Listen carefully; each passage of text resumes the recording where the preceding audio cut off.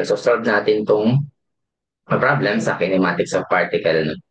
So, ito, the motion of a particle is defined by the relation, okay, x is equal to 6 e raised to 4 minus 2t cubed minus 12t squared plus 3t plus 3. Okay, where x and t are expressed in meters and seconds respectively. So ito, determine the time, position, and velocity when a is equal to 0. Ayun yung pinapahanap, no? So, going back muna tayo sa concept, no? Ano bang relationship ng ating position, velocity, and acceleration, no? Tapos yung tatlong ano eh.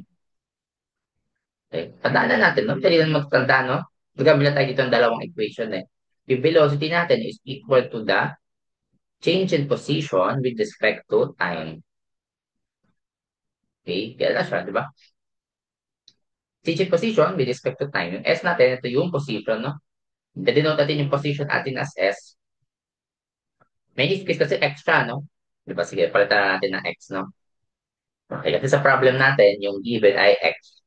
Okay, X yung position. Pero kasi usually sa mga libro, S yung gamit. Okay, pero sige, for this one. For example, yung position na natin ay X. Ayan. Siyempre, yung velocity mo, we denote it as V. Then, acceleration ay A. Okay na siya. Change in position with respect to time is equal to velocity. Then, ano naman yung acceleration? Is equal to sa change in velocity naman with respect to time. Okay, yun na siya. Diba? Ito lang yung gagamitin natin. So, ibig sabihin, para makuha natin yung velocity equation, so, pa-plug in mo lang dito yung nakuha natin yung given na x, di ba? So, we have here, ito, kumbaga, pa-plug in mo lang to. Itong given na x dito. Okay? So, v is equal to d over dt. Substitute po yung x no, given. 12t squared plus 3t plus 3. Okay, so, ano ibig sabihin yan, di ba? Derivative with respect to time t. Okay, derivative lang, no? So, anong derivative nito? Okay, you will just, wait lang, just raise to the fourth. Wait na lang. Raise to the fourth. Derivative niya, that is power rule lang, di ba? 6 times, baba mo yung 4, then minus 1 pa sa original. So, 4 minus 1, that's 3. Minus 2 times, baba mo yung 3, t raised to 3 minus 1, which is 2. Okay, para mabilis lang, no? Kasi minus 1 lang naman yan. Power rule lang, no? Ang derivative. 12 times 2, t raised to 2 minus 1, t na lang yan, plus 3. Okay, derivative ng 3 sa dulo, constant naman yan. So, 0 na yan. Tama. B is equal to 3, 6 times 4, 24, t cubed minus 2 times 3, 6t squared minus 12 times 2, that is 24t plus 3. Okay? So now, paano natin makuha yung acceleration equation? Ito, nakuha natin ng velocity. Pa-plug in mo naman siya dito sa V na yan. Okay, then, same thing, differentiate. No? So, A is equal to D over dt. Yung V, papalitan natin ng, nakuha natin na 24t cubed minus 6t squared minus 24t plus 3. Okay, ganyan lang siya. No? Then again, perform power rule lang derivative. So, 24 times, bring down mo yung 3, then t raised to 3 minus 1, 2 na lang yan, minus 6 times 2, t raised to 2 minus 1, that is simply 1, or simply t na lang, minus 24. Derivative ng 3, constant, so 0 na yan. Okay, so simplify, a is equal to 24 times 3, that's 72. T squared minus 12t minus 24. Okay, so dito, no, sa tanong natin, ang given ay a is equal to 0, tama? And a is equal to 0. So, sabihin, pa-plug in natin yung 0 dun sa nakuha natin acceleration. Makuha natin yung time t. Okay? So, 0 is equal to 72 t squared minus 12t minus 24. Yan. So, dito, pwede natin yan i-pick lang. Input na natin yan sa calculus. No? Punta lang tayo sa mode. Ipakita lang natin. Ito, punta lang tayo sa mode, then equation 5, mode 5, then 3. Ito, quadratic. No? Input mo lang yung coefficient. Sa t squared natin, 72. Negative 12 dun sa t. Then, negative 24.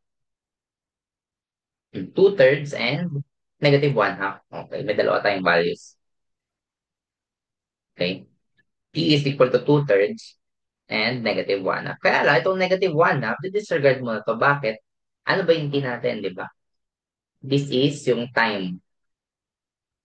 Okay, time, no? Wala namang time na negative, no? So, automatic, disregard mo na yung negative na value. So, 2/3, no? Okay, ito na yung sagot ko sa una, no? Sa tinatanong dito, di ba? Kasi natin dito sa number 21, determine the time in seconds. Okay, problem number 21 na tanong. In seconds, no? When A is equal to 0. Yun yung time natin. So, basically, ang sagot ay, okay, tanggalin na natin. Okay, sa number 21 natin, tanong, T is equal to 2/3 seconds. Lalagyan mo lang ng units. Tapos na tayo sa unang tanong, ganun lang, no? Derivative lang. Okay, using lang itong dalawang equation, no? Velocity is equal to change in position with respect to time. Then, acceleration is change in velocity over change in time, no? Ano siya. Next, position in meters. No, ito yung tanong natin. Position naman, number 22. Underline natin. Position in meters. Pati mo ko yung position, di ba binigay na yung position na equation? Ito na yan eh, di ba yung una? So, sabihin, substitute lang natin yan dyan. Okay, so sulat natin dito na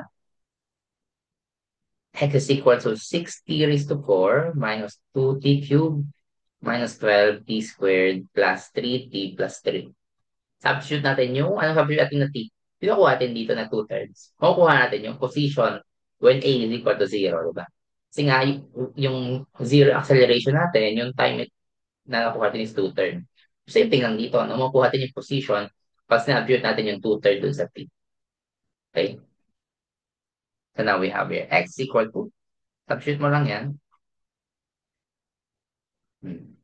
2/3 raised to cube minus 12 2/3 squared plus 3 times 2/3 plus 3. Ayan. So, x equals, so yan. Input na ulit sa calcu, no? So, madali na lang naman siya. Ay, input na natin to. Pupunta, balik tayo doon sa calc. 2 times 2/3. Raised to 4. And minus 2 times 2/3 cube. Minus 12 times 2/3 squared plus 3 times 2/3. Okay, plus 3. Ayan, 7/27. Okay. So we have here 7/27 meters. Okay, so okay na, huwag natin i-round up kasi mas exact yan, di ba? Pag naka-fraction. And then sa number 22, may position. Lastly, okay, laborin natin ito, padami na. Ito, last question, number 23 dito. So tanong, velocity naman daw in meters per second. Pati mo kuha yung velocity. Kasi para sa mga equal 0. Yung kuha din na velocity equation here. Ito yung velocity equation, tama? I-substitute lang natin yung t equals 3 dyan, di ba? Ay, t equals 2/3. So, na, gawin natin dito lang sa gilid. Sige, wait, dito lang sa right side para mas may space. Ayan, no? Okay. So, we have here, v is equal to 24. Substitute mo lang ng 2/3 yung t minus 6 times 2/3 squared. Gawin natin. Ayan, minus 24 times 2/3 plus 3. Ayan, ayun v natin. Makuha natin siya. Again, input lang uli sa calcu. Ayan. Labor natin to. So we have here 24 times 2/3. 2/3 cube. Minus 6 times 2/3 squared minus 24 times 2/3 plus 3. So negative 77/9. Ayan, sagot natin. Negative 77/9 meter per second. No? Yan. Yung final answer for ano to, number 23 na tanong. Okay, so ganoon na siya, no? Ganun na yung concept niya, no? Derivative lang, no? Differentiate. Itong dalawa lang yung important talaga na highlight natin. Ito, yan. Yan, yung dalawang yan. Okay? Then, ano lang, sa matter of derivative lang, no, using power rule. Then, yun, makuha mo na yung answer. Kuha mo na yung time. Then, substitute mo lang siya sa position and velocity equation na nakuha para makuha mo yung velocity and position. Okay? When A equals 0. So, gano'n na siya, no, yung concept niya, no? So, yun lang, no? Thank you.